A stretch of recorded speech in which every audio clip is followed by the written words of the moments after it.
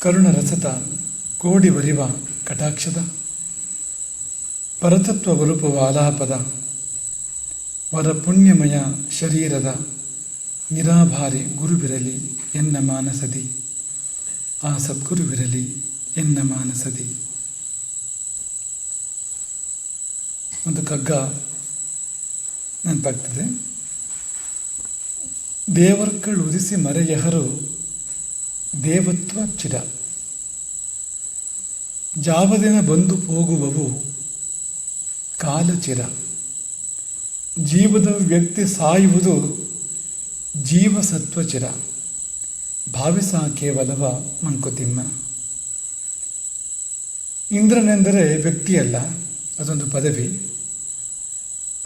ಆ ಪದವಿಗೆ ಅವಧಿ ಇದೆ. ಅದು ಮುಗಿದ ಮೇಲೆ ಈಗ ಇಂದ್ರನಾಗಿರುವವನು ಇಂದ್ರನಾಗಿರೋದಿಲ್ಲ. ಅಂದರೆ ಇಂದ್ರನಿಗೂ ಅಳಿವಿದೆ, ಅಗ್ನಿ ಯಮ ವರುಣರಿಗೂ ಕೂಡ ಅಳಿವಿದೆ. ಅವೆಲ್ಲ ಪದವಿಗಳು. ಅವರು ಯಾರೂ ಶಾಶ್ವತರಲ್ಲ. ಹಾಗಾಗಿ ಉದಿಸಿ ಮರೆಯಹರು, ಸೃಷ್ಟಿಯಾಗುವಾಗ ಉದಿಸಿ ಬರ್ತಾರೆ ಪ್ರಳಯದಲ್ಲಿ, ಅವರೆಲ್ಲರೂ ಕೂಡ ಮರೆಯಹರು. ಹೊಸ ಇಂದ್ರ ಬರ್ತಾನೆ, ಹೊಸ ಅಗ್ನಿ ಬರ್ತಾನೆ, ಹೊಸ ಬ್ರಹ್ಮ ಬರ್ತಾನೆ. ಬ್ರಹ್ಮ ಕೂಡ ಶಾಶ್ವತನಲ್ಲ, ಬ್ರಹ್ಮಪಟ್ಟ. ಅದೊಂದು ಆಂಜನೇಯ ಮುಂದಿನ ಬ್ರಹ್ಮನಾಗ್ತಾನೆ ಎನ್ನುವಾಗ ಈಗಿನ ಬ್ರಹ್ಮನಿಗೆ ಆಯುಸ್ಸಿಗೆ ಕೊನೆ ಇದೆ ಅಂತ ಆಯ್ತಲ್ವಾ. ಹಾಗಾಗಿ ನಾವು ಸಂಕಲ್ಪದಲ್ಲಿ ಹೇಳುವ ಹಾಗೆ ಅದ್ಯ ಬ್ರಹ್ಮಣ ದ್ವಿತೀಯ ಪ್ರಾರ್ಧೆ, ಆಯುಸ್ಸಿನ ಅರ್ಧ ಭಾಗ ಮುಗಿದು ಪೂರ್ವಾರ್ಧ ಮುಗಿದು ಉತ್ತರಾರ್ಧ ಪ್ರಾರಂಭ ಆಗಿದೆ ಅಂತೆ. ಇದು ನಮ್ಮ ಬ್ರಾಹ್ಮಣಿಗೆ 50 ವರ್ಷ ದಾಟಿದೆ ಅಂತ. ಮನುಷ್ಯರ ಮಾನದಲ್ಲಿ ಹೇಳಿದಾದ್ರೆ, 100 ವರ್ಷದ ಮಾನದಲ್ಲಿ ಹೇಳಿದಾದ್ರೆ 50 ವರ್ಷ ದಾಟಿದೆ ಅಂತ. ಇವರು ಯಾರೂ ಶಾಶ್ವತರಲ್ಲ. ಆದರೆ ನಮಗೆ ಶಾಶ್ವತರಂತೆ ಯಾಕೆ ಭಾಸವಾಗ್ತಾರೆ ಅಂದರೆ ದೇವತ್ವ ಚಿರ.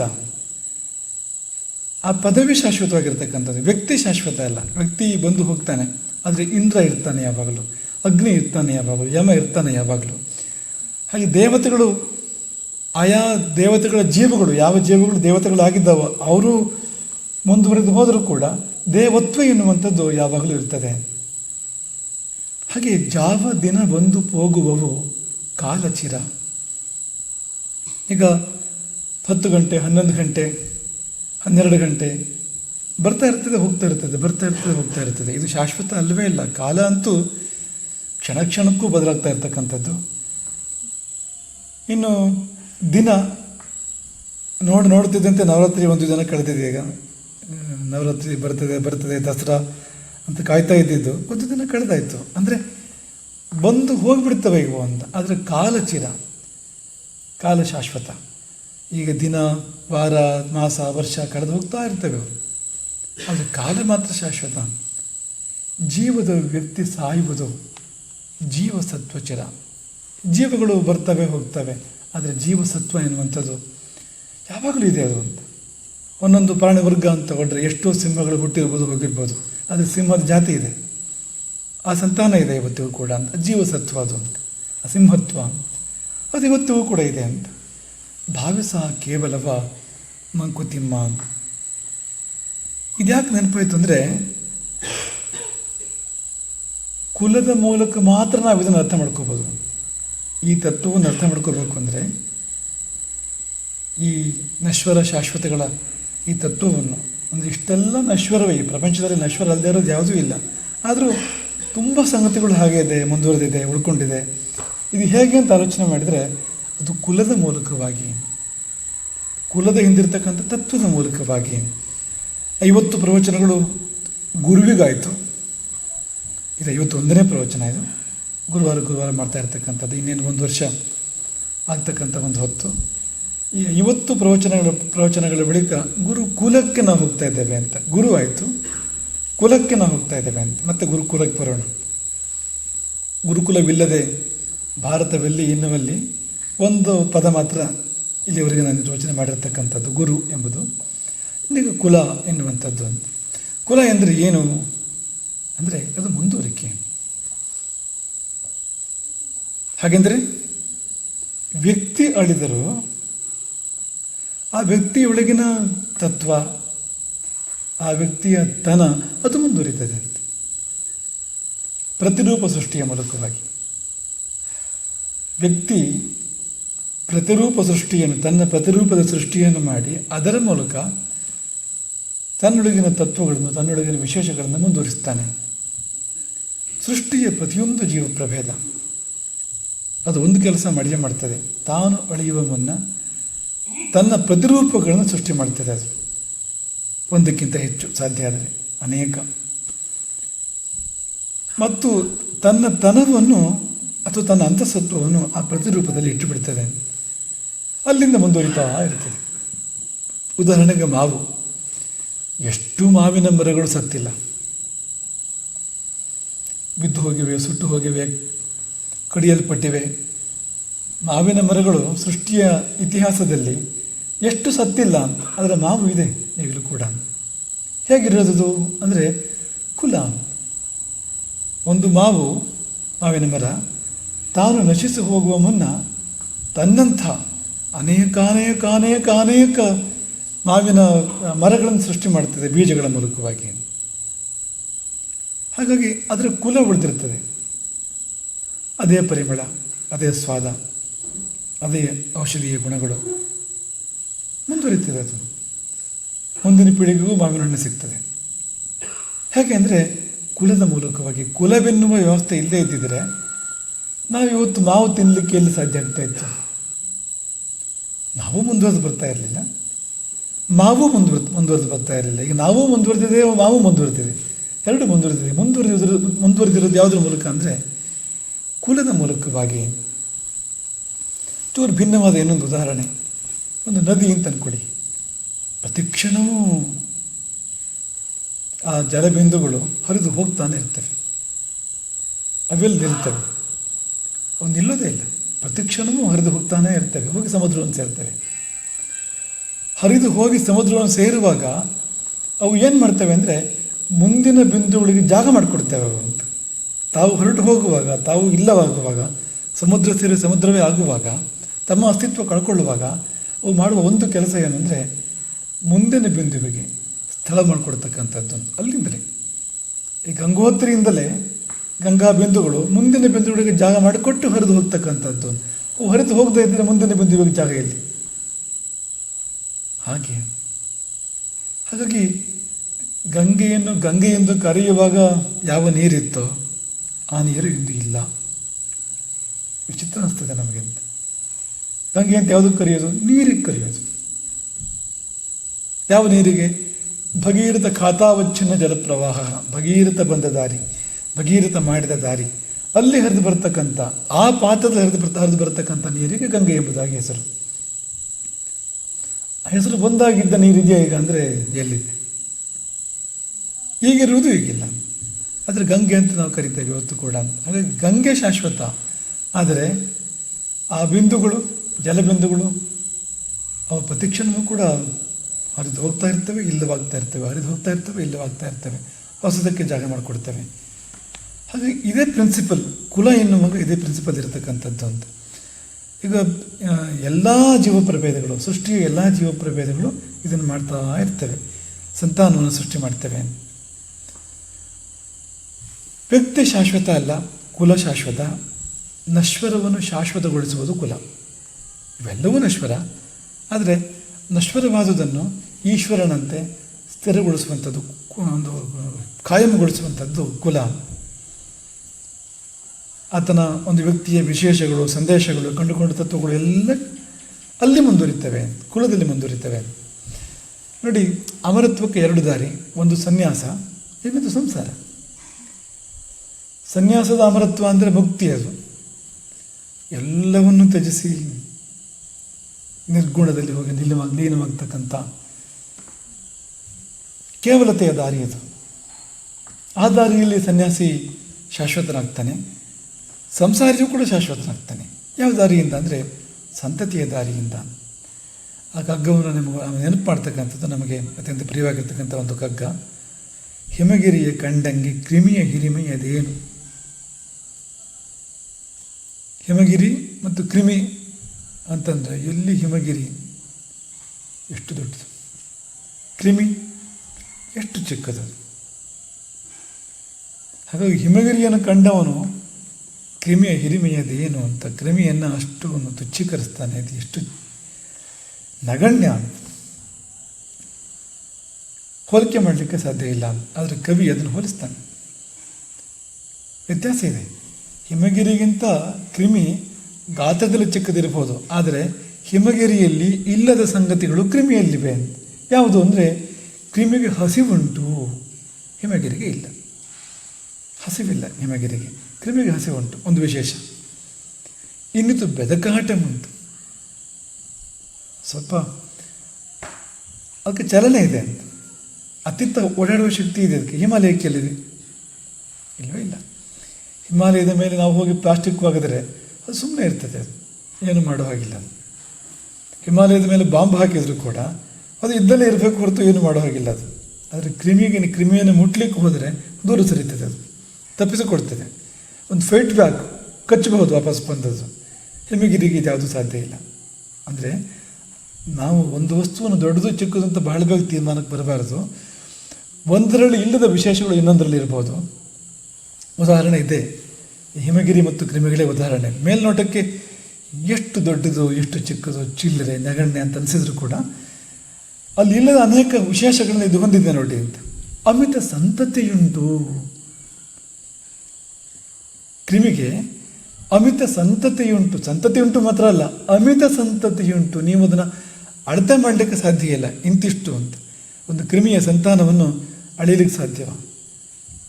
ಕಲ್ಪನಾತೀತ ಅದು. ಒಂದು ಇಲಿ ಎಷ್ಟು ಮರಿ ಹಾಕ್ಬೋದು, ಒಂದು ಜಿರಳೆ ಎಷ್ಟು ಮರಿ ಹಾಕ್ಬೋದು, ಆ ಸಂತತಿ ಹೇಗೆ ಬೆಳಿಬೋದು ಅನ್ನೋದನ್ನು ಕಲ್ಪನೆ ಮಾಡಲಿಕ್ಕೆ ಸಾಧ್ಯ ಇಲ್ಲ ಅಂತ. ಹಿಮಗಿರಿಯ ಸಮಯುಗದ ಕ್ರಿಮಿ ಪಂಕ್ತಿ ಕವಿ ಹೋಲಿಕೆ ಕೊಡ್ತಕ್ಕಂಥದ್ದು. ಹಿಮಗಿರಿ ಯಾವ ಕಾಲದಿಂದ ಇದೆ, ಅಷ್ಟೇ ಕಾಲದ ಕ್ರಿಮಿಯ ಸಂತಾನವನ್ನು ನಾವು ಗುಡ್ಡೆ ಹಾಕಿದರೆ ಅದು ಹಿಮಾಲಯಕ್ಕಿಂತ ಚಿಕ್ಕದಾಗೋದಿಲ್ಲ, ದೊಡ್ಡದೇ ಆಗ್ಬೋದು. ಹಿಮಗಿರಿಯ ಸಮಯುಗದ ಕ್ರಿಮಿ ಪಂಕ್ತಿ ಕಿರಿದಹುದೇ ಅಂತ. ಏನಿದು? ಇಷ್ಟು ಮಾತುಗಳಲ್ಲಿ ಬಣ್ಣನೆ ಮಾಡಿರ್ತಕ್ಕಂಥ ವೈಶಿಷ್ಟ್ಯ ಏನೊಂದು ಕುಲ. ಕುಲದ ಮೂಲಕ ಕ್ರಿಮಿ ಹಿಮಗಿರಿಗೆ ಸಡ್ಡು ಹೊಡೆಯಿತು. ಮಾತ್ರವಲ್ಲ, ಶಾಶ್ವತವಾಯಿತು.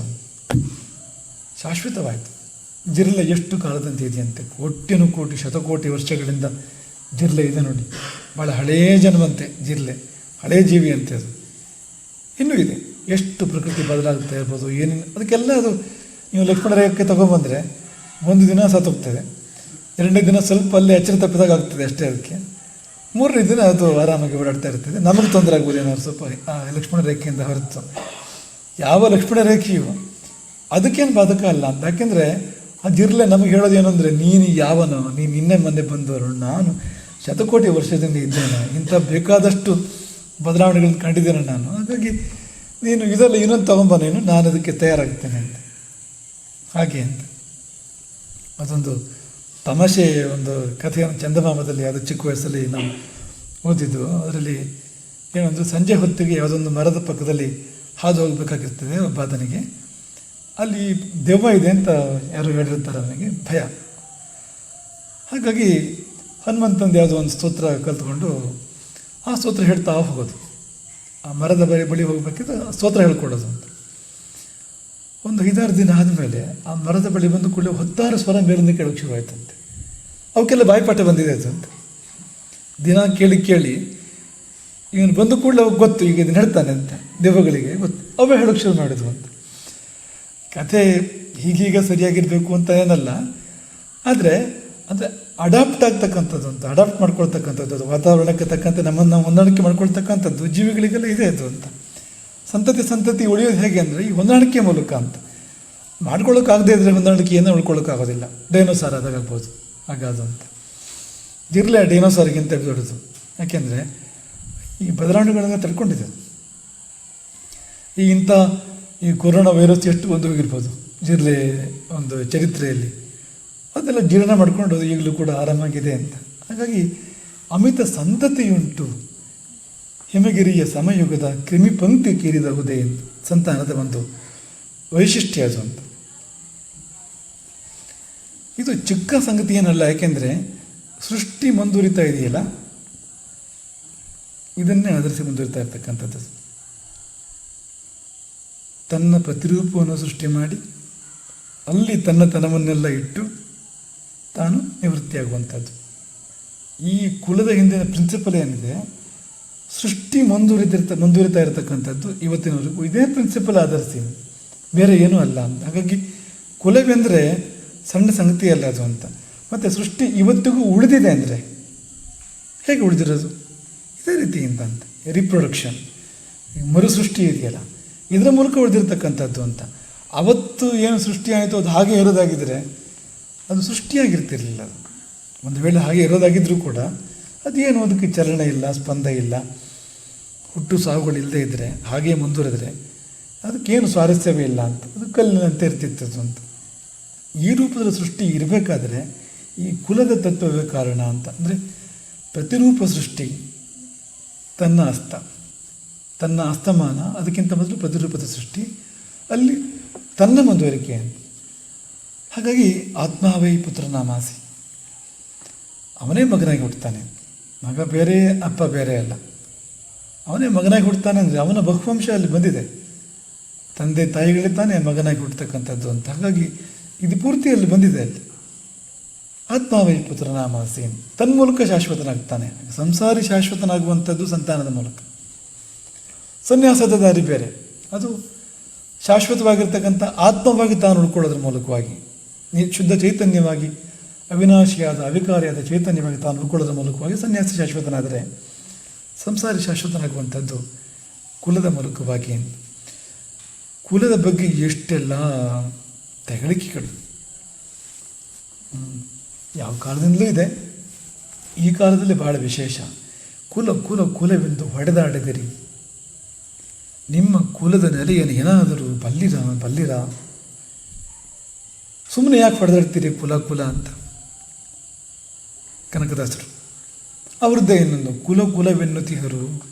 ಕುಲವ್ಯಾವುದು ಸತ್ಯ ಸುಖವುಳ್ಳ ಜನರಿಗೆ. ಆತ್ಮ ಯಾವ ಕುಲ, ಜೀವ ಯಾವ ಕುಲ, ತತ್ವೇಂದ್ರಿಯಗಳ ಕುಲ ಪೇಳಿರಯ್ಯ. ಆತ್ಮಾಂತರಾತ್ಮ ನೆಲೆಯಾದ ಕೇಶವ, ಆತನೊಲಿದ ಮೇಲೆ ಯಾತರ ಕುಲವಯ್ಯ.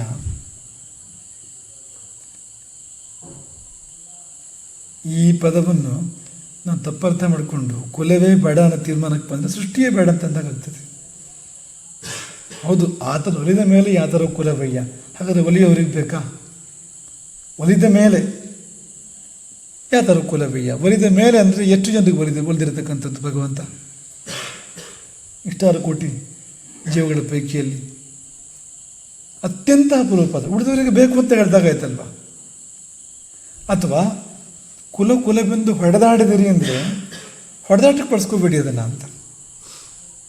ಅದರ ಬಳಕೆ ಬೇರೆ ಇದೆ, ಅದರ ಉದ್ದೇಶ ಬೇರೆ ಇದೆ, ಅದು ಪರಂಪರೆ, ಸಂಪ್ರದಾಯ, ಅದು ಮುಂದುವರಿಕೆ. ಅದೊಂದು ಒಳಿತುಗಳನ್ನು ಉಳಿಸಿ ಮುಂದಕ್ಕೆ ಅದನ್ನು ಕೊಡ್ತಕ್ಕಂಥ ಒಂದು ವ್ಯವಸ್ಥೆ. ಅದು ಅದಕ್ಕೆ ಬಳಸ್ಕೊಳ್ಳಿ ಅದನ್ನು, ಹೊರತು ಇದಕ್ಕಲ್ಲ ಅಂದರೆ ಸರಿ ಅಂತ.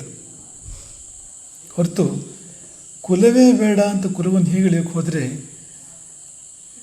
ಏನು ಉಳಿಯೋದು? ಆಮೇಲೆ ಏನು ಉಳಿಯೋದಿಲ್ಲ, ಏನಕ್ಕೇನು ಉಳಿಯೋದಿಲ್ಲ. ಇವತ್ತು ಸಿಂಹ ಇದೆ, ಇವತ್ತು ಹುಲಿ ಇದೆ, ಇವತ್ತು ತೆಂಗಿದೆ, ಕಂಗಿದೆ ಅಂತಂದರೆ ಕುಲ ಕಾರಣ. ಅದಕ್ಕೆ ಒಂದು ಮಾವು ಅಂದರೆ ಎಷ್ಟು ಪ್ರಭೇದಗಳು ಅದರಲ್ಲಿ ಏನು ಕುಲ? ಅದು ಒಂದರಂತೆ ಇನ್ನೊಂದು ಪರಿಮಳ ಇಲ್ಲ, ರುಚಿ ಇಲ್ಲ. ಒಂದು ಮಿಡಿ ಇದ್ದಾಗ ರುಚಿ, ಇನ್ನೊಂದು ಹಣ್ಣಿದ್ದಾಗ ರುಚಿ, ಮತ್ತೊಂದು ದೋರೆಗಾಯಿ ಇದ್ದಾಗ ರುಚಿ. ಇಷ್ಟೆಲ್ಲ ಪ್ರಭೇದ ಇದ್ದಾರೆ. ಏನದು? ಕುಲಗಳು. ಅದರ ಕುಲಗಳು ಅಂತ. ಬೇಡವಾಗಾದರೆ ಹೇಳಿ ಯಾರಾದರೂ ನೋಡೋಣ, ಬೇಡವಾ? ಒಂದೊಂದರಲ್ಲೂ ಇದೆಯಲ್ಲ ಇಂಥ ಪ್ರಭೇದಗಳು ಅಂತ. ಒಂದೊಂದು ಜೀವವರ್ಗದಲ್ಲೂ ಕೂಡ ಪ್ರಭೇದಗಳಿವೆಯಲ್ಲ. ಹಾಗೆ ಉಳಿಸ್ಬೇಕು ಅಂತ ನಾನು ಇವತ್ತು ಜಗತ್ತೆಲ್ಲ ಬೊಬ್ಬೆ ಇರ್ತಕ್ಕಂಥದ್ದು. ಅದರರ್ಥ ಏನು? ಕುಲ ಉಳಿಬೇಕು ಅಂತ, ಆಯಾ ಕುಲಗಳು ಉಳಿಬೇಕು ಅಂತ ತಾನೇ ಅಂತ. ಹಾಗಾಗಿ ಕುಲವನ್ನು ನಾವು ಹಳೆಯಬಾರದು, ಅರ್ಥ ಮಾಡ್ಕೋಬೇಕು ಅದರ ಮಹತ್ವವನ್ನು ಅಂತ. ಇನ್ನು ಈಗ ನಾನು ಅಂತ ಒಂದು ವ್ಯಕ್ತಿಯನ್ನು ತಗೊಳ್ಳಿ. ನೀವೀಗ ನನ್ನಲ್ಲಿ ಕುಲದಂಶ 99%, ನನ್ನಂಶ 1 ಇದೆಯೋ ಇಲ್ವೋ ಅಂತ. ಮೊಟ್ಟ ಮೊದಲಿಂದಾಗ ಈ ಕೈ, ಕಾಲು, ಮೈ ಇದು ಯಾವುದು? ಇದು ಎಲ್ಲಿಂದ ಬಂದಿದೆ? ಇದು ಕುಲದಿಂದ ಬಂದಿರತಕ್ಕಂಥದ್ದು. ನಮ್ಮ ಒಂದೊಂದು ಚಹರೆ, ಒಂದೊಂದು ಲಕ್ಷಣ ಯಾವುದೋ ನಮ್ಮ ಪೂರ್ವಪುರುಷನಿಗೆ ಸಂಬಂಧಪಟ್ಟಿರ್ತಕ್ಕಂಥದ್ದು. ತಾಯಿ ಕಡೆಯಿಂದಲೋ ತಂದೆ ಕಡೆಯಿಂದಲೋ ಕೆಲವು ತಂದೆಯಂತೆ, ಕೆಲವು ತಾಯಿಯಂತೆ, ಕೆಲವು ಅಜ್ಜನಂತೆ, ಅಜ್ಜಿಯಂತೆ, ಮುತ್ತಜ್ಜನಂತೆ, ಈ ಇಷ್ಟಾರು ತಲೆಮಾರುಗಳಲ್ಲಿ ಅವರ ಜೀನ್ ಅದು ತಾನೇ ಬಂದಿರತಕ್ಕಂಥದ್ದು ಅಂತ. ಹಾಗಾಗಿ ಈ ನಮ್ಮ ಮೈ ಇರ್ಬೋದು, ಮನಸ್ಸಿರ್ಬೋದು, ನಮ್ಮ ಇಡೀ ವ್ಯಕ್ತಿತ್ವ ಇರ್ಬೋದು, ಇದರಲ್ಲಿ ಬಹುವಂಶ ಅಂದರೆ ಬಹುವಂಶ, ಚೂರ್ಪಾರು ಬಿಟ್ಟು ಅದೆಲ್ಲ ಕುಲದ ಕೊಡುಗೆ. ಹೇಗೆ ಅದನ್ನು ತಿರಸ್ಕಾರ ಮಾಡೋದು? ಬಂದಿದೆ ನೋಡಿ, ಕೊಟ್ಕೊಂಡು ಇಲ್ಲಿವರೆಗೂ ತಂದಿದ್ದಾರೆ ಅದನ್ನು ಅಂತ ನಮ್ಮ ಪೂರ್ವಜರು ಅಂತ. ಹಾಗಾಗಿ ಒಳಿತೆಲ್ಲವೂ ತಲೆಯಿಂದ ತಲೆಗೆ ಕುಲದಿಂದಲೇ ದಾಟುವುದೆಂದ ಮೇಲೆ ಕುಲವನ್ನು ಹೊಳೆಯುವುದಾದರೂ ಯಾಕೆ ಹಳಿಬಾರ್ದು ನಾವು? ಹಾಗಾಗಿ ಈ ಹಿನ್ನೆಲೆಯಲ್ಲಿ ನಾವು ಗುರುಕುಲ ಅನ್ಬೇಕಾದ್ರೆ ಸ್ವಲ್ಪ ಶಬ್ದ ವಿಚಿತ್ರ ಕೇಳ್ಬೋದು ಅಂತ. ಅಂದರೆ ಈಗ ನಮ್ಗೆ ಅಭ್ಯಾಸ ಆಗಿದೆ ಗುರುಕುಲ ಅಂದರೆ ಸರಿ. ಎಂತಂದರೆ ಅದು ಏನು ಗುರುಕುಲ? ಕುಲ ಅನ್ನೋ ಶಬ್ದ ಅಲ್ಲಿ ಯಾಕೆ ಬಂತಪ್ಪ ಅಂದರೆ ಈ ಕುಲದ ಹಿಂದಿನ ಪ್ರಿನ್ಸಿಪಲ್ ನೋಡಿ, ಅದೇ ಇದೆ ಇಲ್ಲಿ ಅಂತ. ಅಂದರೆ ಪೀಳಿಗೆಯಿಂದ ಪೀಳಿಗೆಗೆ ಉಳಿಸಿ ಅದನ್ನು ಕೊಟ್ಟು ಅದನ್ನು ಬೆಳೆಸ್ತಕ್ಕಂಥದ್ದು ಅಂತ. ಅದಾನೆ ಅಂತ ಗುರುಕುಲದಲ್ಲಿ ಇರ್ತಕ್ಕಂಥದ್ದು ಅಂತ. ಮತ್ತೇನು, ಒಂದು ಮನೆಯಲ್ಲಿ ಈಗ ಈ ಪೀಳಿಗೆಯಿಂದ ಬಂದಿದ್ದನ್ನು ಹಾಗೆ ಮುಂದುವರಿಸುವಂಥದ್ದು ಮನೆಯಲ್ಲಿ ನಡಿಬೇಕು, ಆದರೆ ಸಮಗ್ರವಾಗಿ ನಡೆಯೋದಿಲ್ಲ ಅದು. ಗುರುಕುಲ ಯಾಕೆ ಬೇಕು ಅಂದರೆ ಈಗ ಅವನ ಮನೆ ಮಾತ್ರ ಅಲ್ಲ, ಆ ವಿದ್ಯಾರ್ಥಿಯ ಒಂದು ಮನೆ ಮಾತ್ರ ಅಲ್ಲ, ಒಟ್ಟು ಸಮಾಜವಾಗಿ ಸಮಷ್ಟಿಯಾಗಿ ಹಿಂದಿನಿಂದ ಬಂದ ಒಳಿತುಗಳು ಅದು ಮುಂದಿನ ಪೀಳಿಗೆಗೆ ದಾಟಬೇಕು. ದಾಟಿಸಲಿಕ್ಕೆ ಒಂದು ವ್ಯವಸ್ಥೆ ಅದು. ಹಾಗಾಗಿ ಗುರುಕುಲ, ಜ್ಞಾನದ ಕುಲ ಅದು. ಗುರು ಅಂದರೆ ಏನು? ಜ್ಞಾನಪ್ರದ ಅವನು ಒಂದು ಕುಲ. ತನ್ಮೂಲಕ ಇಡೀ ಸಮಾಜದ ಸೃಷ್ಟಿಯ ಶುಭಗಳೆಲ್ಲ ಉಳ್ಕೊಳ್ತಕ್ಕಂಥದ್ದು ಮತ್ತು ಮುಂದಿನ ಪೀಳಿಗೆಗೆ ಉಳಿತಕ್ಕಂಥದ್ದು, ದಾಡ್ತಕ್ಕಂಥದ್ದು ಅಂತ. ಇಲ್ಲಿ ಆ ಕುಲವನ್ನು ಬೆಳೆಸುವವನು ಗುರುವೇ ಆಗಿರ್ತಾನೆ. ಒಂದು ಹಣತೆಯಿಂದ 100 ಹಣತೆಗಳು. ಗುರುಕುಲ ಅಂದರೆ ಏನು? ಗುರು ಒಂದು ಹಣತೆ ಆದರೆ ಅವನ ಶಿಷ್ಯರೆಲ್ಲ ಹಣತೆಗಳು. ಈ ಗುರು ಎಂಬ ಹಣತೆ ಹಚ್ಚಿದ ಹಣತೆಗಳು ಅಂತ, 106 ಹಣತೆಗಳು. ಅದು ಗುರುಕುಲ ಅಂತ. ಒಂದು ದೀಪ ತಾನು ಆರಿ ಹೋಗುವ ಮುನ್ನ 16 ಹಣತೆಗಳನ್ನು ಹಚ್ಚಿದ ಹಾಗೆ 106 ಹಣತೆಗಳನ್ನು ಹಚ್ಚಿ ಮತ್ತೆ ಅದು ಯಾವ ದೀಪವೂ ಕೂಡ ಶಾಶ್ವತ ಅಲ್ಲ. ಆತ್ಮದೀಪವನ್ನು ಹೊರತುಪಡಿಸಿದರೆ ಎಣ್ಣೆ ಆರಿದ ಮೇಲೆ, ಬತ್ತಿ ಸುಟ್ಟ ಮೇಲೆ ಅದು ಹೋಗಲೇಬೇಕು. ಅದು ಹೋಗುವ ಮುನ್ನ ತನ್ನಂಥದೇ ದೀಪಗಳನ್ನು ಸೃಷ್ಟಿ ಮಾಡಿ ಹೋದ ಹಾಗೆ ಗುರುಕುಲ ಎನ್ನುವಾಗ ಅಂತ. ಜ್ಞಾನ ಸಂತತಿಯನ್ನು ಈ ಗುರುವೃಂದ ಅಥವಾ ಗುರುವೆನ್ನುವನು ಸೃಷ್ಟಿ ಮಾಡಿ ಹೋಗ್ತಾನೆ. ಹಾಗಾಗಿ ನಮ್ಮ ದೇಶದಲ್ಲಿ ಮಾತ್ರ ಅದನ್ನು ಕುಲ ಅಂತ ಪರಿಗಣನೆ ಮಾಡಿದ್ದಾರೆ. ವಂಶೋ ದ್ವಿಧ. ನಮ್ಮಲ್ಲಿ ವಂಶಕ್ಕೆ 2 ವಿಧ, 2 ರೀತಿಯಲ್ಲಿ ವಂಶ ಮುಂದುವರಿತಕ್ಕಂಥದ್ದು. ಒಂದು ಪುತ್ರಾದಿ ಪರಂಪರಾ, ಪುತ್ರ, ಪೌತ್ರ, ಪ್ರಪೌತ್ರ, ಮಗ, ಮೊಮ್ಮಗ, ಮಿಮ್ಮಗ, ಮರಿಮಗ ಗೊತ್ತಿರ್ತಕ್ಕಂಥದ್ದು. ಇನ್ನೊಂದು ವಿದ್ಯೆಯಾತು ವಂಶ ಗುರುಪರಂಪರೆ ಇನ್ನೊಂದು. ಗುರುವಿನಿಂದ ಶಿಷ್ಯ, ಪ್ರಶಿಷ್ಯ, ಅವನ ಶಿಷ್ಯ, ಅವನ ಶಿಷ್ಯ. ನಮ್ಮಲ್ಲಿ ಇದನ್ನು ಕೂಡ ಕುಲ ಎಂಬುದಾಗಿ ಹೇಳಿದ್ದಾರೆ. ಅದು ಶ್ರೇಷ್ಠ ಎಂಬುದಾಗಿ ಕೂಡ ಹೇಳ್ತಾರೆ ಅಂತ. ವಂಶೋ ದ್ವಿಧ ವಿದ್ಯೆಯ ಜನ್ಮನಾಚ ತತ್ರ ಭವೋ ವಂಶ್ಯಃ ಪುತ್ರಾದಿ ಪರಂಪರಾ ಇತ್ಯರ್ಥ. ವಿದ್ಯೆಯಾತು ವಂಶಃ ಗುರುಪರಂಪರೆಯ. ಇದು ಸಿದ್ಧಾಂತ ಕೌಮುದಿ.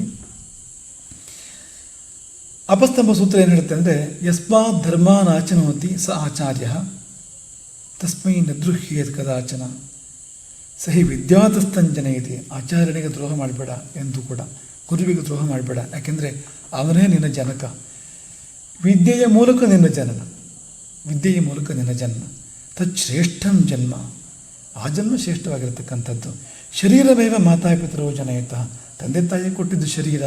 ಶರೀರ ಶಬ್ದಕ್ಕೆ ನಾಶವಾಗುವಂಥದ್ದು ಅಂತ ಅರ್ಥ. ಶೀರ್ಯತೆ ಇದು ಶರೀರಂ. ಒಂದು ಇದನ್ನು ಬಿದ್ದು ಹೋಗ್ತದೆ ಅಂತ ಶರೀರ ಶಬ್ದದ ಅರ್ಥ. ಅದನ್ನು ಕೊಟ್ಟಿದ್ದವರು. ಆದರೆ ಗುರು ಕೊಟ್ಟಿದ್ದು ಅವಿನಾಶಿ, ಶಾಶ್ವತವಾಗಿರ್ತಕ್ಕಂಥದ್ದು. ಹಾಗಾಗಿ ಅದು ಶ್ರೇಷ್ಠ. ತತ್ ಶ್ರೇಷ್ಠಂ ಜನ್ಮ. ಗುರುವಿನಿಂದ ವಿದ್ಯೆಯ ಮೂಲಕ ಆಗುವಂಥ ಜನ್ಮವೇ ಶ್ರೇಷ್ಠವಾಗಿರ್ತಕ್ಕಂಥದ್ದು. ಹಾಗಾಗಿ ಆ ಪರಂಪರೆ, ಆ ವಂಶವೇ ಶ್ರೇಷ್ಠವಾಗಿರ್ತಕ್ಕಂಥದ್ದು ಎಂಬುದಾಗಿ ಆಪಸ್ತಂಭರು ಹೇಳಿದರು. ಹಾಗಾಗಿ ಇದು ಗುರುಕುಲದ ಒಂದು ಕಲ್ಪನೆ ಅಂತ. ಅಂದರೆ ಕುಲ ಅಂದರೆ ಹೇಗೆ ಒಂದು ಮುಂದುವರಿಕೆಯೋ, ಒಳಿತುಗಳು ಉಳಿದು ಹೋಗ್ತಕ್ಕಂಥ ವ್ಯವಸ್ಥೆ. ಒಳಿತು ಒಂದು ಪರಂಪರೆ ಉಳ್ಕೊಂಡಿರ್ತದೆ ಅಂತ. ಈಗ ಯಾವುದೊಂದು ನಾಟಿ ವೈದ್ಯ ಅಂತ ಅಂದ್ಕೊಡಿ ನೀವು ಉದಾಹರಣೆಗೆ, ಅದೊಂದು ಒಳಿತು. ಯಾವುದೋ ಒಂದು ಈಗ ಒಂದು ಉದಾಹರಣೆಗೆ ಈಗ ಸರ್ಪ ಕಚ್ಚಿದ್ದಕ್ಕೆ ಔಷಧ ಕೊಡ್ತಾರೆ, ನಾಟಿ ವೈದ್ಯ ಔಷಧ ಕೊಡ್ತಾರೆ. ಒಂದೊಂದು ಮನೆತನದಲ್ಲಿ ಉಳಿದಿರ್ತದೆ ಅದು ಅಂತ. ಅದನ್ನು ಆ ಮನೆತನ ಆ ಕುಲ ಉಳಿಸಿರ್ತದೆ ಅಂತ, ತಂದೆಯಿಂದ ಮಕ್ಕಳಿಗೆ, ಮೊಮ್ಮಕ್ಕಳಿಗೆ, ಮರಿ ಮಕ್ಕಳಿಗೆ ಆ ಮನೆತನ ಉಳಿಸಿರ್ತದೆ ಅಂತ. ಅದೇ ರೀತಿ ಶಿಷ್ಯ ಪರಂಪರೆ ಕೂಡ ಅಂತ. ಒಂದು ಗುರುವಿನಲ್ಲಿ ಯಾವುದೊಂದು ವಿಶೇಷ ಇದ್ದರೆ ಶಿಷ್ಯನಿಗೆ ಕೊಡ್ತಾನೆ ಅದನ್ನು, ಅಲ್ಲಿಂದ ಉಳ್ಕೊಂಡಿರ್ತದೆ ಅದು ಅಂತ. ಹಾಗಾಗಿ ಇಷ್ಟಾರು ಒಳಿತುಗಳನ್ನು ಉಳಿಸುವ, ಮುಂದಿನ ಪೀಳಿಗೆಗೆ ಬೆಳೆಸಿ ಕೊಡ್ತಕ್ಕಂಥ ಒಂದು ವ್ಯವಸ್ಥೆಗೆ ಯಾವುದು ಮಾಧ್ಯಮವಾಗಬಲ್ಲದೋ ಅದುವೇ ಗುರುಕುಲ ಎಂಬುದನ್ನು ಇನ್ನೂ ಹೆಚ್ಚು ವಿವರಿಸಲಿಕ್ಕೆ ಸಾಧ್ಯವ ಅಂತ, ಇದಕ್ಕಿಂತ ಏನು ಹೇಳಲಿಕ್ಕೆ ಸಾಧ್ಯ ಅಂತ. ಹಾಗಾಗಿ ಕುಲ ಶಬ್ದವನ್ನು ಹೇಳಿ ಅದನ್ನು ವಿವರಿಸಿದ್ದಾರೆ ಅಂತ. ಅಂದರೆ ನಾವು ಗುರುಕುಲ ಎನ್ನುವಾಗ ಆ ಕುಲವನ್ನು ಅರ್ಥ ಮಾಡಿಕೊಂಡ್ರೆ ನಾವು ದಾರಿ ತಪ್ಪೋದೇ ಇಲ್ಲ. ನಾವು ಯಾರು ಗುರುಕುಲದಲ್ಲಿ ಕಲಿತಾ ಇರ್ತೇವೆ ಅಥವಾ ಕಲಿಸ್ತಾ ಇರ್ತೇವೆ ಅಥವಾ ವ್ಯವಸ್ಥೆ ಮಾಡ್ತಾ ಇರ್ತೇವೆ, ನಮಗೆ ಚೆನ್ನಾಗಿ ತಲೆಗೆ ಬರುವಂಥದ್ದು ಇದರ ಮೂಲಕವಾಗಿ ನಾವು ಯಾಕಿದ್ದೇವೆ, ನಮ್ಮ ಮೂಲ ಏನು, ಇದರ ತತ್ವ ಏನು, ಈ ಗುರುಕುಲವೆಂದರೆ ಏನು ಎಂಬುದನ್ನು ಅಷ್ಟು ಚೆನ್ನಾಗಿ ವಿವರಿಸಲಾಗಿದೆ. ಇದಕ್ಕೆ ನಮ್ಮ ದೃಷ್ಟಿಯಿಂದ ಟ್ರಾನ್ಸ್ಲೇಷನ್ ಇಲ್ಲ. ಬೇರೆ ಭಾಷೆಗಳಲ್ಲಿ ನೀವು ಸ್ಕೂಲ್ ಅಂದರೆ ಏನದು, ಈ ಗುರುಕುಲವನ್ನು ನೀವು ಸ್ಕೂಲ್ ಅಂದರೆ